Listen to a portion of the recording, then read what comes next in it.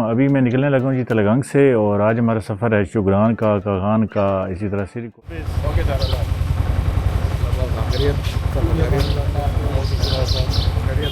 जी अभी हम निकल रहे हैं यहाँ तलगंग से शुगरान की तरह, पुल जो कि है अंग्रेज़ों के दौर का ना, ठीक है। तो अभी तक देखें खड़ा से रावलपिंडी की रोड है जो कि बरास्ता फतेह जंग अगर आप जाते हैं तो फिर आपको इस रोड पर से जाना पड़ेगा।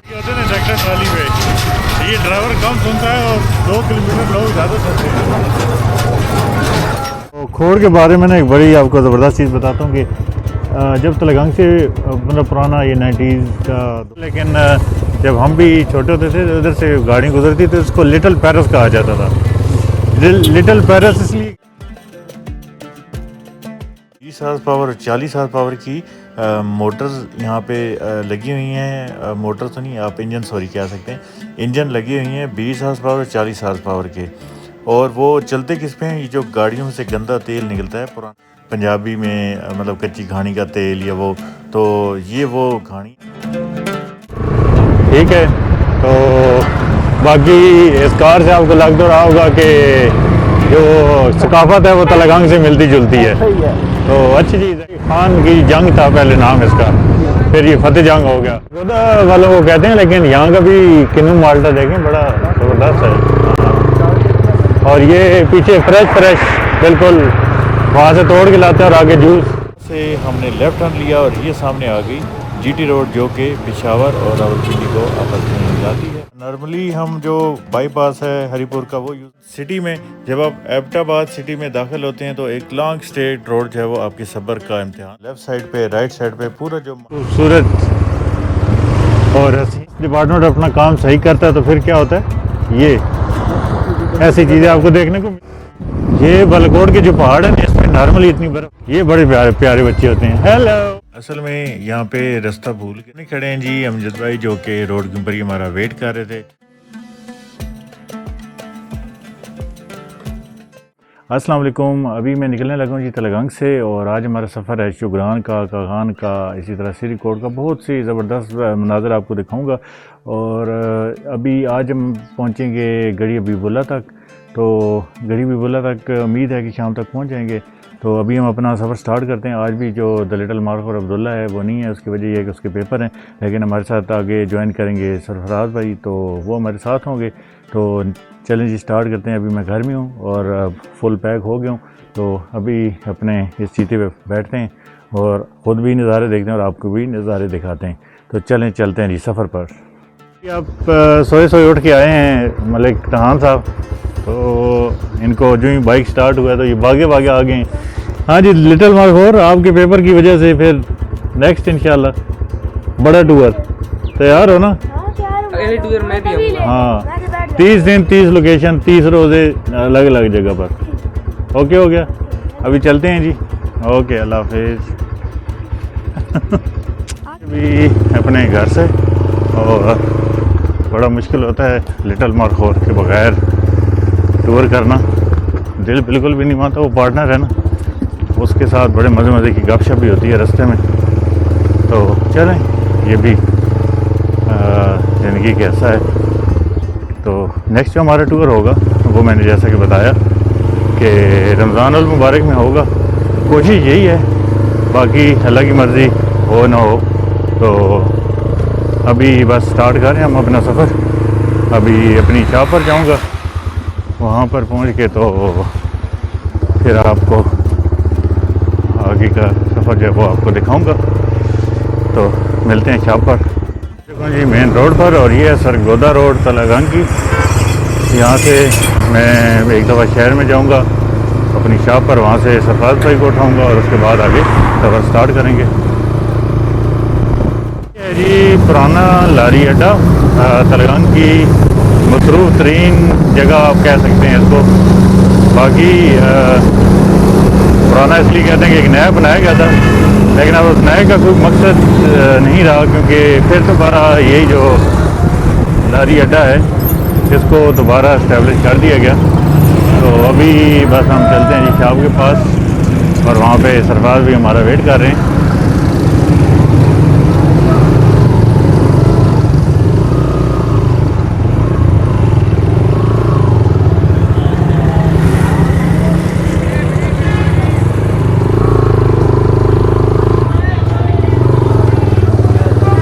अस्सलाम वालेकुम सर। ओके, मैं मिलता हूँ, मैं कॉल करता हूँ। वो जो बॉर्डर दे हुए नहीं अभी यहाँ जी सर। अस्सलाम वालेकुम। ओके जी, अल्लाह हाफिज़। Okay sir.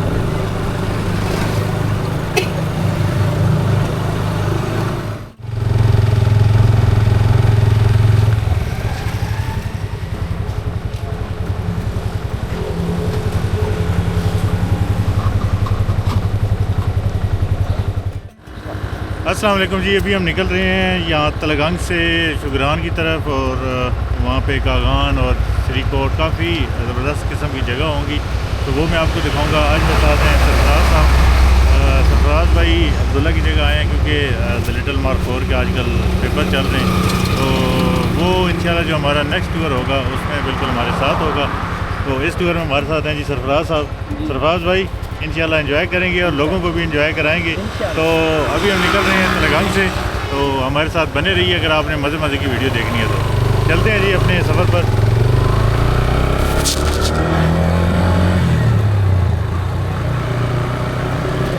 पुराना पुल जो कि है अंग्रेज़ों के दौर का ना, ठीक है, तो अभी तक देखें खड़ा हुआ है बिल्कुल फिट अपनी जगह पे।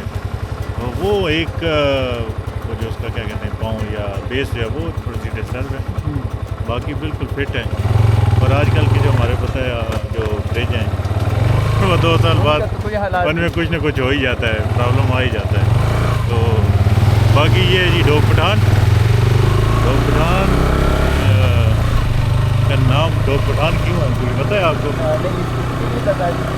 अच्छा, कोई पठान आए होंगे, और वैसे भी हमारा एरिया KPK के साथ साथ कहीं मिलता है, तो शायद उसकी वजह से कोई होगा कोई पठान भाई, तो उसकी वजह से। लेकिन जिन भाइयों को पता है तो वो बता सकते हैं हमें कि डोग पठान का नाम डोग पठान क्यों। तो चलते हैं जी अभी आगे।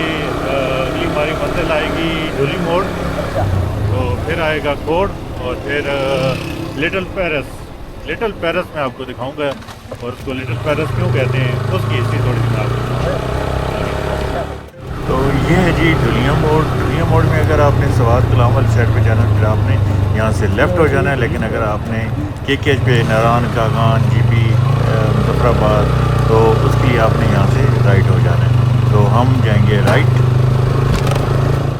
इस एरिया में ये वाइड रोड है जो कि बहुत ही खूबसूरत विशाल है, बनने में 8 और 10 किलोमीटर का टुकड़ा जो है वो तोड़ दिया जाता है, फिर उस पर बहुत ही स्लो काम किया जाता है। ये है तलगंग से रावलपिंडी की रोड है जो कि बरास्ता फतेह जंग अगर आप जाते हैं तो फिर आपको इस रोड पर से जाना पड़ता है। तो इस पर बहुत हैवी ट्रैफिक होती है, जैसे कि आप देखते हैं कराची कोयटा की जितनी भी हैवी ट्रैफिक है वो यहाँ से होकर जाती है। बहुत मेन रोड है, लेकिन इसका फ़िलहाल पुरसाने हाल नहीं है, और यहाँ पे मट्टी और ये चीज़ें जो लोकल्स हैं वो बर्दाश्त कर रहे हैं। तो ये अपील करूँगा कि इस रोड को थोड़ा सा जल्दी बनाया जाए। ट्राली पे गाने लगे होते हैं ना ट्रैक्टर ट्राली पे, ये ड्राइवर कम सुनता है और 2 किलोमीटर लोग ज़्यादा सुनते हैं।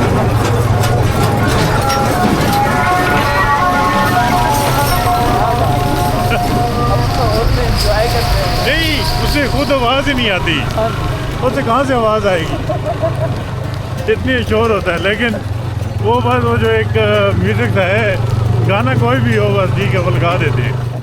बाकी ये जुल्म है जी हमारे इस एरिया के साथ कि ये देखें कितना टाइम हो गया, इतनी हैवी ट्रैफिक चलती है इस पे, लेकिन यहाँ पे कोई भी पुरसाने हाल नहीं है कि ये रोड बस बने जा रही है। मैं तो जब से टूर कर रहा हूँ, पहले इमदाद वाला एरिया था वो बहुत अर्सा तकरीबन 1.5-2 साल तो वो इसी तरह टूटा फटा था, तो बहुत स्लो काम, बहुत ही स्लो। आज तो कुछ मौसम बेहतर है। हाँ तो बारिश की तो बारिश नहीं हो तो बारिश पानी का में यहाँ पे बस आप पूछ ही नहीं कि क्या बना होता है।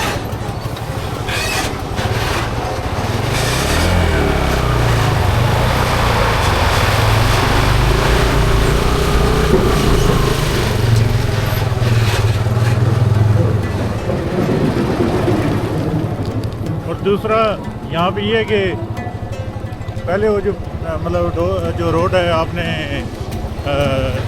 डिस्टर्ब की है वो बनाए, लेकिन उसको छोड़ देते हैं आगे और तोड़ देते हैं रोड। अब देखें क्या हालात हैं इधर, इतनी हैवी ट्रैफिक है। खोड़, तो खोड़ के बारे में ना एक बड़ी आपको ज़बरदस्त चीज़ बताता हूँ कि जब तलगंग से मतलब पुराना ये 90s का दौर था ना, तो 90s में जब वहाँ से बेडफोर्ड बसें होती थी जिनका आगे से वो मुंह भी होता है, बेडफोर्ड बसें आजकल ट्रक चलते हैं जो, तो वो वहाँ से निकलती थी। पहली आती थी यहाँ पे खड़ी हो जाती थी, दूसरी आती थी यहाँ पे खड़ी हो जाती थी, तीसरी आती थी फिर पहले निकलती थी। अच्छा फिर मतलब अच्छा लोगों को कोई इशू नहीं होता था कि भाई हमारा जो टाइम है वो ज़ाया हो रहा है, ठीक है, मतलब लोग पुरसकून थे। यहाँ पे अंदर वार्ड है तो वहाँ पे ना लोग मतलब वेट करते थे, पकौड़े खाते थे, तो मतलब एक बड़ा जिसे कहते हैं ना यूनिक सा सिस्टम होता था।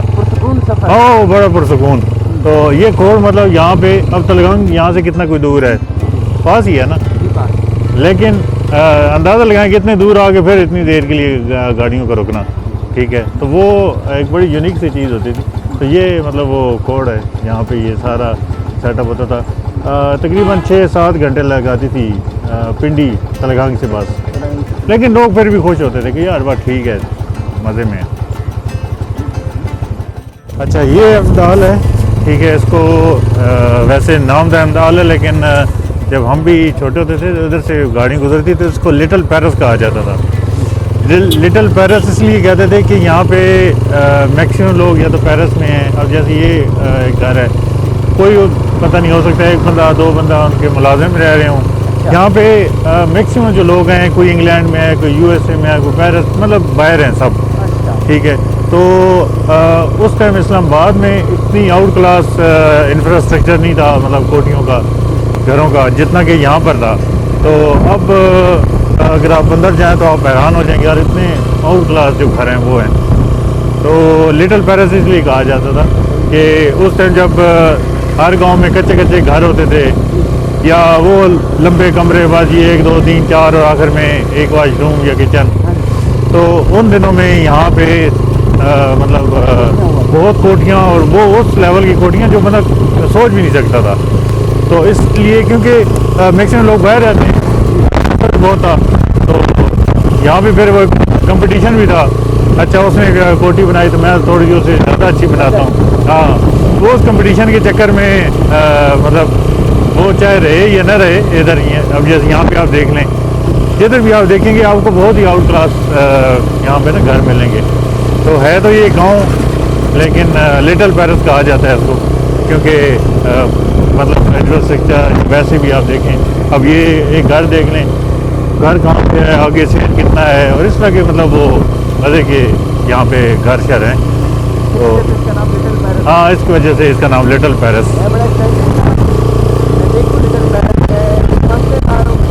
अच्छा अच्छा, ये देखें ना, उस साइड पे भी देखें, ये जितने इधर घर आपको नज़र आ रहे हैं, मतलब नॉर्मल है, इसमें आपको कोई नज़र नहीं आएगा।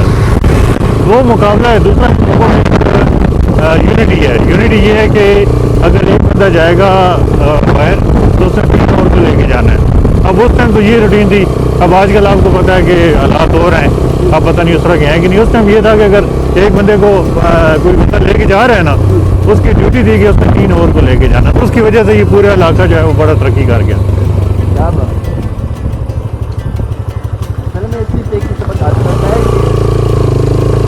हाँ, इत्तेफाक में बरकत है। और आप अपने एरिया को अगर तरक्की देना चाहते हैं तो जैसे इमदाल वालों ने किया कि एक दूसरे के साथ मिल के और सबको साथ ले।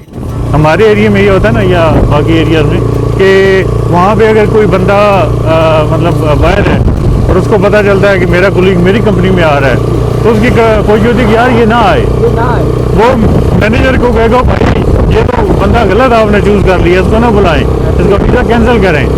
लेकिन इन लोगों के ये होता था कि एक या 3 और को मस्त लेके जाना है।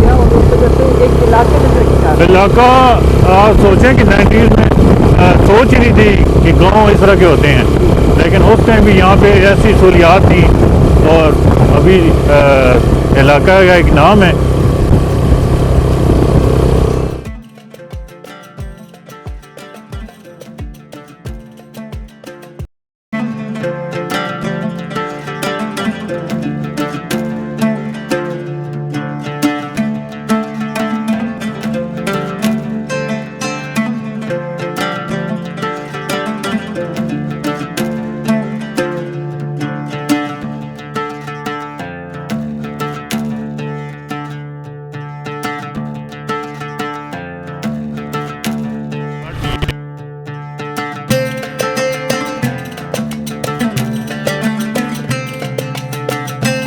यहाँ पे हमें एक आवाज़ आई, उस आवाज़ ने हमें रोक दिया।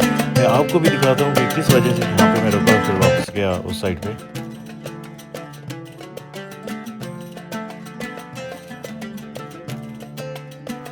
तो ये है जी एक देसी चक्की जिसकी एक मखसूस आवाज़ होती है। इसके ऊपर वापसी पे मैंने सोचा है कि कंप्लीट वीडियो बनाऊंगा, आपको मुकम्मल दिखाऊंगा कि इसमें क्या क्या चीज़ें होती हैं। ये वो वाली चक्की जिसमें एक विसल सी लगी होती है। तो यहाँ के भाई भी आए हमारे पास, यहाँ पे थोड़ा सा इशू बन गया माइक का, पता नहीं क्यों वो चला नहीं। बड़ी अच्छी गपशप हुई इनके साथ। लेकिन इस चक्की की जो कंप्लीट वीडियो है वो मैं अपने चैनल पे लगाऊंगा, वो लाजमी देखिएगा कि 20 हॉर्स पावर और 40 हॉर्स पावर की मोटर्स यहाँ पे लगी हुई हैं। मोटर तो नहीं, आप इंजन सॉरी कह सकते हैं, इंजन लगी हुई हैं 20 हॉर्स पावर और 40 हॉर्स पावर के। और वो चलते किस पे हैं, ये जो गाड़ियों से गंदा तेल निकलता है, पुराना तेल निकलता है, उसके ऊपर चलते हैं। तो अगर आपने वो वीडियो देखनी है तो मेरे चैनल का विज़िट कर लीजिएगा, इंशाल्लाह जल्द वो वीडियो मैं अपलोड कर दूँगा। और बहुत कुछ आपको सीखने को मिलेगा। उसके ऊपर यारा भी चलाते हैं, उसमें से तेल ये जो होता है सरसों वगैरह का वो भी निकाला जाता है, आटा पिसाई, हर एक काम उसमें किया जाता है। तो वापसी पे हमने इनकी जो कंप्लीट वीडियो है वो बनाई, वो भी आप ज़रूर देखिएगा। और ये है इनका सारा अंदर का सेटअप। वो बड़ा चक्का है, उस साइड पे 20 हॉर्स पावर की मोटर लगी हुई, इसके लेफ़्ट साइड पे दूसरी 40 हॉर्स पावर की मोटर है। ये जो आपको सामने नज़र आ रही हैं इनको घानी कहते हैं, जो जिसको पंजाबी में मतलब कच्ची घानी का तेल या वो, तो ये वो घानियाँ हैं जिसमें से तेल निकलता है। तो बहुत ही देसी किस्म का सिस्टम है। तो सफ़र जब आप करते हैं तो इस तरह की चीज़ें आपको देखने को मिलती हैं। तो मैंने कहा आपको ये चीज़ बताऊं, और कंप्लीट वीडियो मेरे चैनल पे अपलोड हो जाएगी जल्द।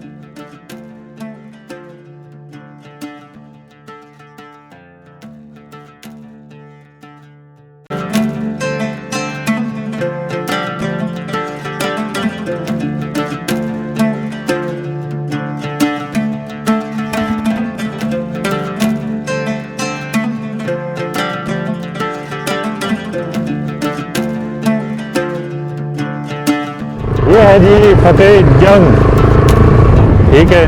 तो बाकी इस कार से आपको लग तो रहा होगा कि जो सकाफत है वो तलगांग से मिलती जुलती है, तो अच्छी चीज़ है। खैर बाकी फतेह जंग के मतलब दो हैं, एक तो ये है कि इसको शायद जंग करके फतेह किया गया है, दूसरा कोई फतेह खान था, फतेह खान जंग या फतेह खान नाम था। हाँ, तो मतलब ये दो इसके बारे में हैं कि या तो जंग करके फतेह किया, अगर इसका फिर नाम जंग फतेह था फिर फतेह जंग हो गया। और जो ज़्यादा आई थिंक जो है अपील करती है वो चीज़ है कि फतेह खान की जंग था पहले नाम इसका, फिर ये फतेह जंग हो गया। तो मतलब यहाँ पे क्योंकि पहले वडेरों के नाम पे ये शहरों के नाम होते थे, तो इसलिए शायद इसका नाम भी इस तरह पड़ गया। बाकी जो सकाफत है वही इनको इस साइड पे रावलपिंडी, इस्लामाबाद और फिर तलगांग, क्योंकि एक ही पट्टी है ना तकरीबन फोटो आर की, तो सकाफत तो तकरीबन हर तरफ सेम ही है।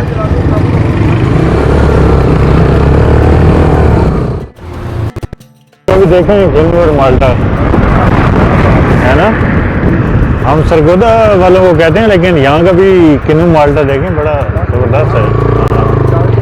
और ये पीछे फ्रेश बिल्कुल वहाँ से तोड़ के लाते हैं और आगे जूस। हमने अभी अभी चाय पी है, वरना पी लेते।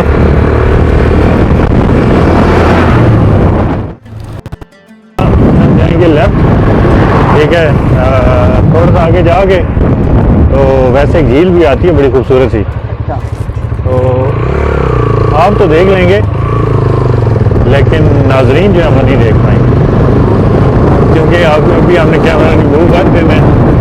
तो फिर हम ये जो सारी रेंज है रिस्ट्रिक्टेड एरिया है, तो उसके बाद अस्पताल के बाद के पास से आगे दोबारा कैमरा लगाएंगे।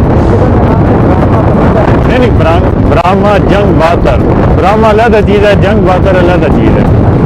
हाँ, मतलब दोनों अलग गाँव, जैसे नीला दुल्ला है ना, नीला दुल्ला लोग समझे क्या ये इकट्ठा है, नीला एक अलग गाँव है, दुल्ला एक अलग गाँव है। यहाँ से थोड़ा सा आगे जब हम लेफ्ट टर्न लेंगे तो वहाँ से स्टार्ट हो जाएगा पेशावर का GT रोड। फिर थोड़ा सा आगे जाएंगे, तकरीबन 9 किलोमीटर आगे जाके हसन अब्दाल आएगा, वहाँ से हम टू टर्न लेंगे और कराक्रम हाईवे के ऊपर जब जाएंगे तो उसके बाद हमारा जो रूट है वो होगा एबटाबाद, मानसेरा, हरीपुर, ये सारा जो हम वो कवर करेंगे।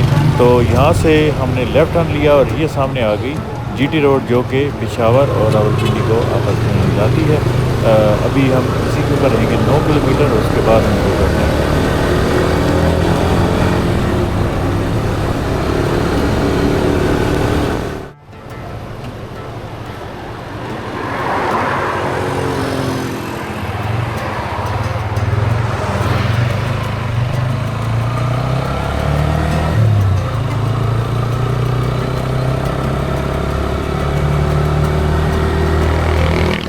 हाँ जी, अभी हम पहुंच गए जी जहाँ से कराक्रम हाईवे, जो पहले तो अभी तो दूसरा वो शुरू हो गई है ना, हज़ारा मोटरवे।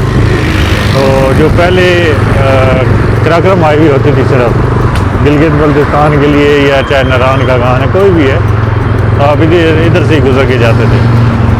तो बाकी यहाँ पे ये लेह, कारगिल, श्रीनगर, मुजफ्फराबाद, मानसेरा तमाम के लिए यही होती थी। तो बाकी बहुत पुरानी अंदर इसके मतलब राज हैं, सिल्क रूट मतलब बहुत ही पुराना, हज़ारों साल पुराना। तो फिर इसी तरह यहाँ से आगे 20 किलोमीटर आगे जाएँ तो वो तहजीब आती है जो कि वो भी कई हज़ारों साल पुरानी है, 5000 या इससे भी पुरानी। तो वहाँ पे एक गाँव सा था, वहाँ पे हम गए थे, जो म्यूज़ियम है ना टेक्सला, उसके पीछे जाए तकरीबन 5-6 किलोमीटर पीछे एक है, मतलब वो पुराने दौर का। तो वहाँ पे इतना ज़बरदस्त सिस्टम, मतलब गलियों का, नालियों का, घरों का, मतलब बंदा हैरान हो जाता है कि उस टाइम लोगों को इतना शऊर था। अब आजकल आपको पता है कि कहीं से समझ नहीं आती, कि पता है तब चलता है एक ने घर ऊपर बना लिया, एक ने नीचे बना लिया, वो एक लेवल होता था सारा ना। तो वो एक बड़ी अच्छी चीज़ थी। वहाँ पे एक तख्त था जो मतलब बादशाह या जो भी वहाँ का राजा होता था उसके लिए यूज़ करते थे। तो हम वहाँ पे खड़े होकर ना अपने आप को राजा सोच रहे थे कि आज हम राजा हैं। तो किसी दौर में यहाँ पे राजा या बादशाह खड़ा होता था, तो आज ही हम खड़े हैं, हाँ जी राजा। उसके सामने वो एक से मतलब पिंडाल सा था। तो फिर हमने कहा हाँ जी, किसी का कोई और सवाल तो बताएं, लेकिन वही बात है, किसी ने कोई सवाल हमसे किए ही नहीं। हम तो उनकी ख्वाहिशात को पूरा करने के लिए हाजिर थे, लेकिन बंदे कोई नहीं था। तो ये बड़ा मतलब हिस्टोरिकली बहुत ही पुराने मतलब शहर हैं, बहुत कुछ यहाँ से आपको सीखने को मिलता है।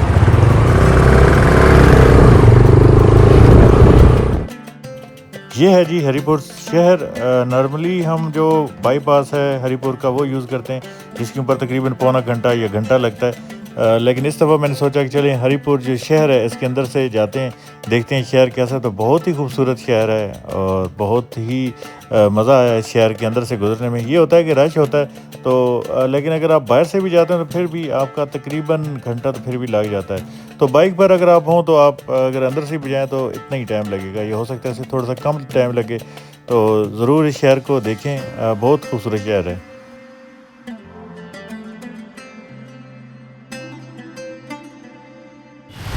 अभी हम पहुंच चुके हैं जी एबटाबाद सिटी में। जब आप एबटाबाद सिटी में दाखिल होते हैं तो एक लॉन्ग स्ट्रेट रोड जो है वो आपके सब्र का इम्तिहान लेती है, क्योंकि ये ख़त्म होने का नाम नहीं लेती। आप आगे आपको एक ऊंचाई नज़र आती है, लेकिन जब आप वहाँ पे पहुँचते हैं फिर इसी तरह आपको 4 किलोमीटर का जो फासला वो तय करना पड़ता है और फिर बिलाखिर तकरीबन आधे पौने घंटे के बाद जाके जो ये रोड है वो ख़त्म होती है। बिल्कुल स्ट्रेट रोड है।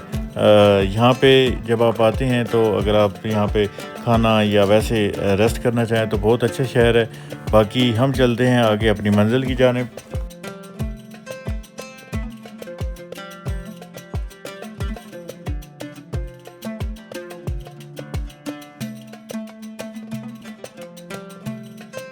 ये है जी मानसेरा का व्यू पॉइंट।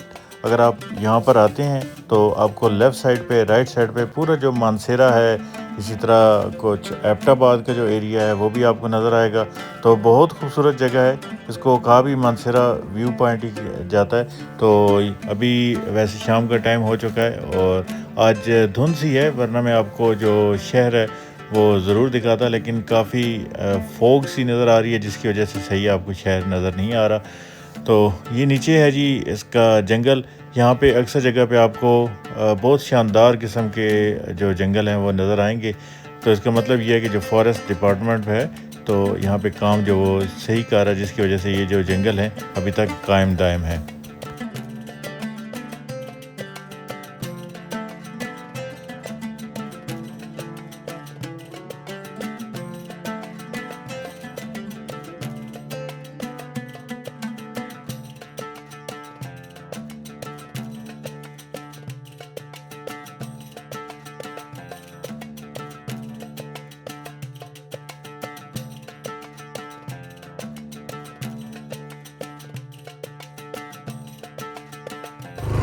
ये होती हैं सीनरीज, ठीक है, वो पूरी लाइफ आपकी ना आंखों में ऐसे बस जाती हैं। बिल्कुल बहुत ही खूबसूरत और हसीन वादी तो नहीं कह सकते, माउंटेन या पहाड़ पे हैं हम इस टाइम।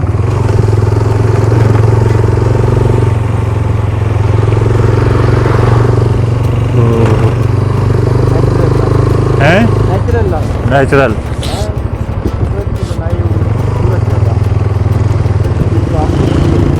क्या कह रहे थे कि जब फॉरेस्ट डिपार्टमेंट अपना काम सही करता है तो फिर क्या होता है, ये ऐसी चीज़ें आपको देखने को मिलती हैं। वो सामने देखें उस साइड पे भी, ठीक है, वो सारा जो जंगल है ना सही आपको भरपूर किस्म का, और यहाँ पे वो जो कटे हुए दरख्त होते हैं वो साफ नज़र आ जाता है कि यार वहाँ से काटे हुए हैं। तो बहुत अच्छा मतलब काम कर रहा है। इसका मतलब है कागान का जो फॉरेस्ट डिपार्टमेंट है, आई थिंक ये बालाकोट और कागान एक ही है।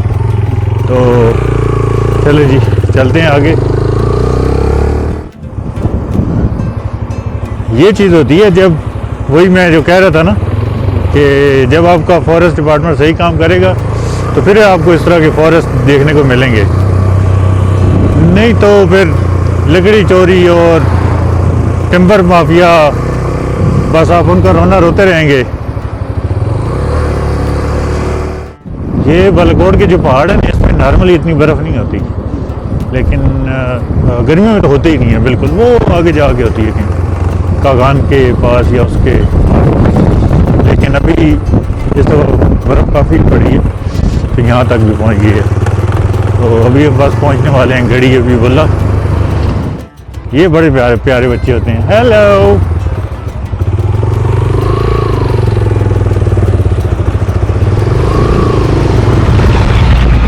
तो सरफराज भाई ने एक बात नोट की कि यहाँ पे जो मस्जिद के मीनार हैं वो होते हैं स्टील है ना।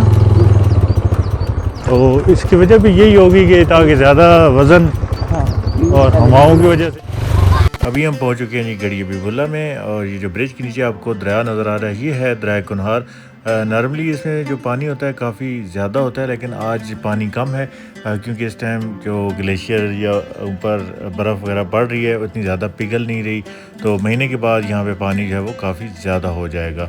तो अभी आगे आ रहा है गड़ी हबीबुल्ला का बाज़ार। बहुत ही खूबसूरत शहर है, छोटा सा शहर है लेकिन बहुत खूबसूरत शहर है।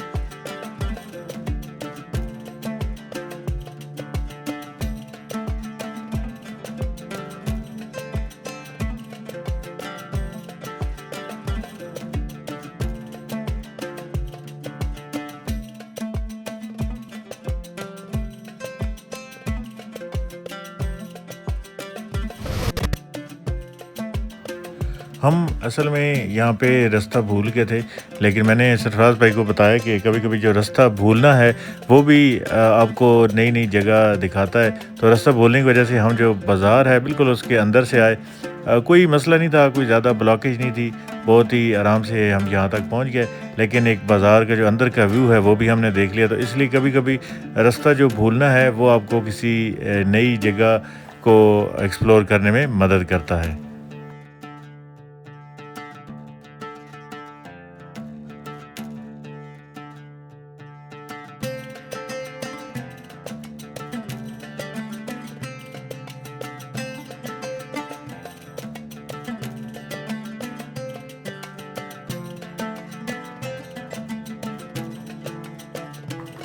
ये सामने खड़े हैं जी अमजद भाई, जो कि रोड के ऊपर ही हमारा वेट कर रहे थे। बहुत ही खूबसूरत इंसान है। बाकी माजरत माइक की वजह से जो यहाँ पे साउंड है वो रिकॉर्ड नहीं हो सका। तो हमने बहुत ज़्यादा इसरार किया कि हम होटल में रहेंगे, लेकिन अमजद भाई ने कहा कि नहीं, आप मेरे साथ घर चलें और वहीं पे गपशप भी होगी, और फिर वहीं से कल शुगरान या सरीकोट जिधर भी जाना होगा वो उधर से ही जाएंगे। बहुत ही खूबसूरत इंसान है। इनकी बटाकुंडी में भी होटल हैं, और इन दिनों में अगर कोई बंदा आना चाहता है सैर के लिए तो मैं नंबर मेंशन कर देता हूँ, आप इनसे ज़रूर रब्ता करें। ये बहुत ही अच्छा आपको गाइड करेंगे, जीप वगैरह इनके पास मौजूद हैं। लेकिन यकीनन आप भी इनसे मिल के बहुत ज़्यादा खुश होंगे।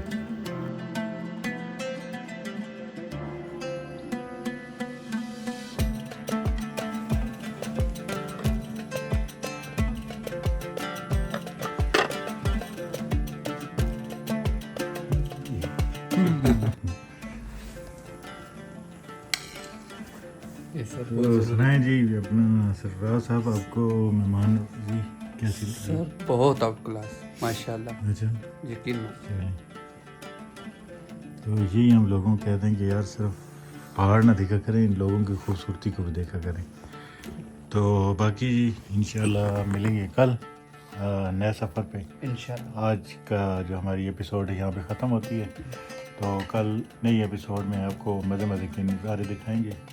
तो तब तक अपना ख्याल रखिएगा। अल्लाह हाफिज़।